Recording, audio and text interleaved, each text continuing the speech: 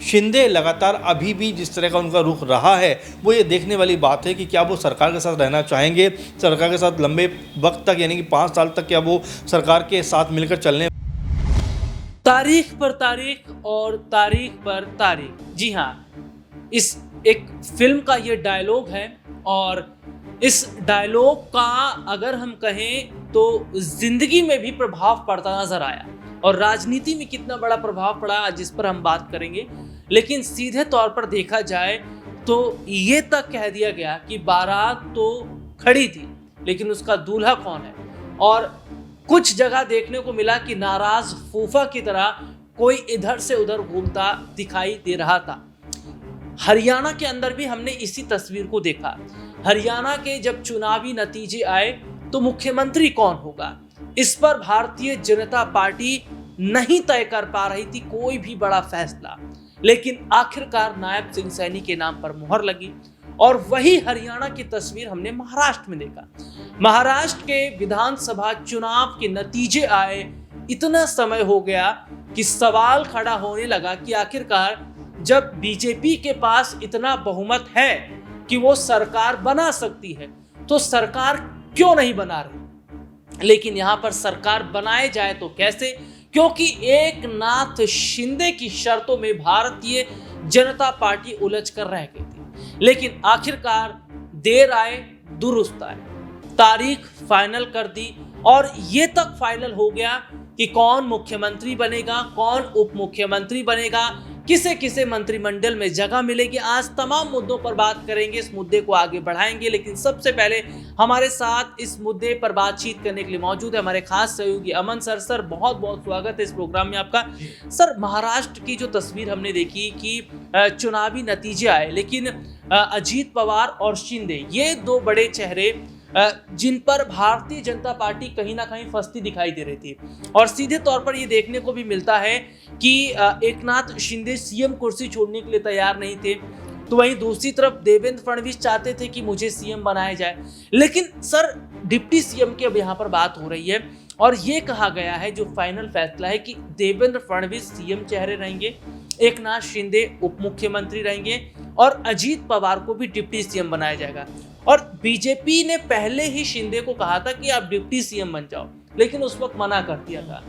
अब वही काम एकनाथ शिंदे कर रहे हैं, तो क्या शिंदे को एक बहुत बड़ा मैसेज बीजेपी की तरफ से दिया गया, या ये भी कहा जा रहा है कि शिंदे अगर बीजेपी की शर्तें नहीं मानते तो बीजेपी उद्धव के साथ जाने के लिए भी कहीं ना कहीं तैयार होती दिखाई दे रही थी। देखिए राहुल, लगभग 1.5 सप्ताह का वक्त हो गया है जब महाराष्ट्र के अंदर उथल पुथल मची हुई। आप देखिए कि चुनाव के परिणाम आए हुए लगभग 10 से 12 दिन का समय हो गया, लेकिन अभी भी महाराष्ट्र के अंदर सीएम कौन बनेगा इसको लेकर माथापच्ची का दौर जारी है। आप शुरुआत से देखिए, शिंदे का जो रुख रहा है वो ये रहा है कि भाई मेरे नाम पर चुनाव लड़ाया गया, या मैं बतौर मुख्यमंत्री चुनाव मैदान में था और मैं ही 2.5 साल से लगातार सरकार को चला रहा था। तमाम योजनाएं मैंने चलाई। लाडला भाई को लेकर कहीं ना कहीं कहते हुए नजर आते हैं कि सीएम पद से ज़्यादा लाडला भाई मुझे कहना ज़्यादा पसंद है। यानी कि एक तरीके से उन्होंने ये कहा कि मैंने लोगों के अंदर छाप छोड़ी है और लोग मुझे मुख्यमंत्री के पद पर देखना चाहते हैं। बाकायदा इसको लेकर उन्होंने अपना स्टेटमेंट भी जारी किया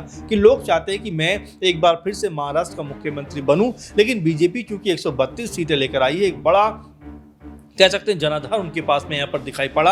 इसी नाते लगातार जो बात वो कह रहे थे कि भाई हमें या हमारी पार्टी को मुख्यमंत्री ही बनना है, भले ही शिंदे हमारे साथ रहें या शिंदे हमारे साथ ना रहें। और इसीलिए अजीत पवार दिल्ली आते हैं, मुलाकात बातचीत होती है और अजीत पवार ये तय कर देते हैं कि भाई मुझे कोई दिक्कत नहीं है, आप मेरी डिप्टी सीएम बनाइए, हमारे जो पार्टी है उसको 8 से 10 मंत्रालय आप दीजिए, मंत्री बनाइए, बाकी हम आपके साथ खड़े हुए हैं। तो यहाँ पर सीधा मैसेज चला जाता शिंदे को कि भाई अगर आप साथ हो तब ठीक, नहीं साथ हो तब भी हमारी सरकार बनने में कोई प्रॉब्लम है नहीं, क्योंकि अजीत पवार हमारे साथ खड़े हुए हैं। वहीं उद्धव गुट को लेकर भी लगातार खबरें आती रही कि वो भी बीजेपी के संपर्क में, अगर बीजेपी का मोह भंग या बीजेपी से दोनों दल अगर अलग थलग पड़ते हैं तो उद्धव ठाकरे जो है बीजेपी के साथ दे सकते हैं। लेकिन अब जो कहानी बन रही है उसमें काफी हद तक ये तस्वीर साफ हो रही है कि इसमें दो डिप्टी सीएम ठीक पहले की तरह, एक मुख्यमंत्री ठीक पहले की तरह जैसा था पूरा प्रोसेस की यहाँ पर, लेकिन चेहरे और उनका कद और पद बदलता हुआ नजर आ रहा है। आप देखिए कि जो शिंदे 2000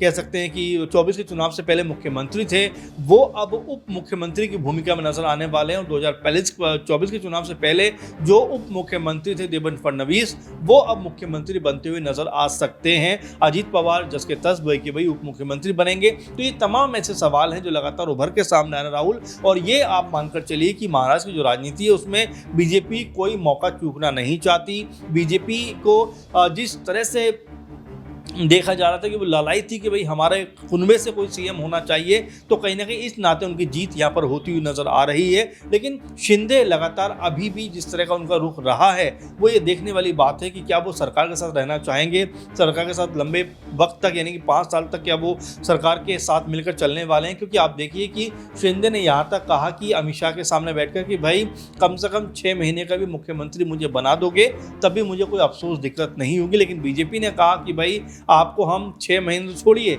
6 घंटे भी अब मुख्यमंत्री नहीं बनने देंगे, क्योंकि मुख्यमंत्री तो बीजेपी का होने वाला है।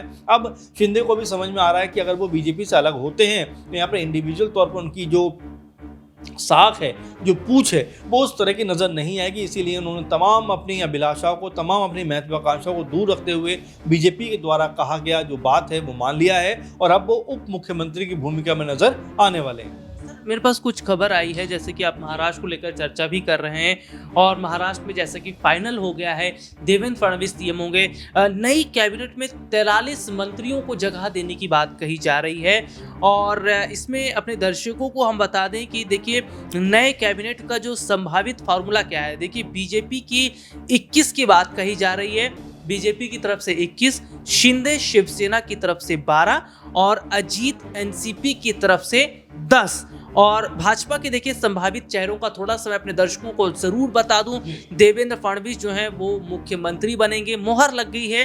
चंद्रशेखर बावनकुले, गिरीश महाजन, राधा कृष्ण विखे पाटिल, सुधीर मुनगंटीवार, रविंद्र चव्हाण, नितेश राणे ये वही हैं जिन्होंने कई भड़काऊ भाषण महाराष्ट्र में दिए थे। शिवेंद्र राजे भोसले, जयकुमार गोरे, जयकुमार रावल, गोपीचंद पडलकर, अशोक उइके, पंकजा मुंडा, चंद्रकांत पाटिल, मोनिका राजले, ये लोग शामिल हैं। शिंदे शिवसेना में एकनाथ शिंदे जिन्हें उप मुख्यमंत्री बनाया गया है। उदय सामंत शिंदे शिवसेना की तरफ से हैं। शंभुराज देसाई, दीपक केसरकर, भारत गोगवले, दादा भूसे, गुलाब राव पाटिल, मंजुला गावित, संजय राठौड़ और संजय शिरसाट, ये सभी लोग हैं।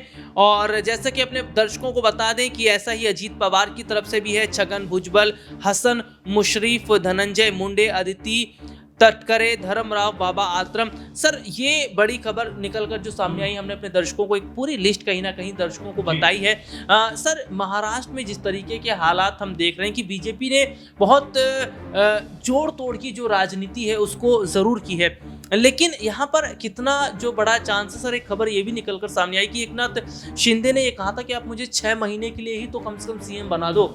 आखिरकार 6 महीने के लिए ही क्यों सीएम बनना चाह रहे थे, और क्या कोई ऐसी वजह है जो एकनाथ शिंदे कुछ ना कुछ छुपा रहे थे कि कम से कम 6 महीने रहूंगा तो इतने से इतने बड़े काम को मैं कंप्लीट कर दूंगा? देखिए बिल्कुल मैं ये सोचता हूँ कि जिस तरह से उन्होंने 2.5 साल तक मुख्यमंत्री का पद संभाला है, तो वो यही बताना चाहते थे कि मैं आपका मुख्यमंत्री था और जो सरकार बनी है उसमें भी मैं मुख्यमंत्री के तौर पर नजर आया। यानी कि कम से कम 6 महीने वो अपने जो कह सकते हैं कार्यकाल है उसको आगे बढ़ाकर कहीं ना कहीं तमाम सारी योजनाएं थी, तमाम सारी ऐसी चीज़ें थी जिसको आगे बढ़ाना चाहते होंगे, बिल्कुल इसमें कोई शक नहीं है। लेकिन यहाँ पर बीजेपी ने जो रुख दिखाया है वो स्पष्ट दिखाया कि भाई हमें आप जो है 1 घंटे भी मुख्यमंत्री के तौर पर अब मंजूर नहीं हो, हमारा मुख्यमंत्री यहाँ पर बनेगा, आप हमारे साथ रहिए, सहयोगी दल के रूप में रहिए, और अगर आप साथ रहेंगे तब भी हमारे लिए कोई दिक्कत की बात नहीं है और नहीं रहेंगे तब भी हमारा कोई नुकसान नहीं होने वाला है, क्योंकि यहाँ पर हमारे पास जो एमएलए होने चाहिए, जो नंबर्स होने चाहिए पुख्ता तौर पर हैं। ऐसे में यहाँ जो लगातार मैं कह रहा हूँ कि शिंदे की जो भूमिका थी उसके ऊपर अब सवाल खड़े हो गए कि जो बगावत उन्होंने की, जिस तरह से उद्धव गुट को उन्होंने छोड़ा, अब यहाँ पर उसका सिला उनको मिलता हुआ नजर आ रहा है, क्योंकि मुख्यमंत्री के पद से उनको दूध से जैसे मक्खी निकाल कर फेंक देते हैं वैसा बीजेपी ने कर दिया है। और उनके बारे में यही लगता है कि अब जो ताकतवर शिंदे हुआ करते थे महाराष्ट्र में, अब उनकी ताकत को छीनने का काम बीजेपी ने किया है। भले ही बीजेपी के साथ हैं, लेकिन साथ होकर भी जो उनकी मौजूदगी नजर आनी चाहिए थी वो नजर नहीं आएगी। ऐसे में जो जीता है मुकाबला कह सकते हैं महायुति गठबंधन ने, उसमें शिंदे जो है एक कमजोर कड़ी की तरह कहीं ना कहीं रहेंगे और बीजेपी के दबाव में काम करते हुए नजर आएंगे। बहुत बहुत शुक्रिया सर आपका। और देखिए सर ने भी बहुत बारीकी से जानकारी दी और एक जो बड़ी अपडेट आई महाराष्ट्र को लेकर, उस पर हमने अपनी दर्शकों को टिप्पणी करके पूरी जानकारी दी। अब ये वाकई देखना होगा कि जो महाराष्ट्र में 2 डिप्टी सीएम बनाए गए हैं, क्या ये जो सरकार महाराष्ट्र में बनी हुई है महायुति की, ये बेहतर ढंग से चल पाएगी या कहीं ना कहीं कामकाज को लेकर डिप्टी सीएम के बीच में, सीएम के बीच में दिक्कतें या परेशानी दिखती रहेंगी। और क्या एकनाथ शिंदे की मजबूरी बन गई है महायुति के साथ रहकर आगे बढ़ना, या शिंदे आगे कोई बड़ा खेल करेंगे? इस पर जो भी बड़े अपडेट होंगे बात करते रहेंगे। फिलहाल आज के इस प्रोग्राम में इतना ही। मुझे और सर को इजाजत दीजिए। नमस्कार।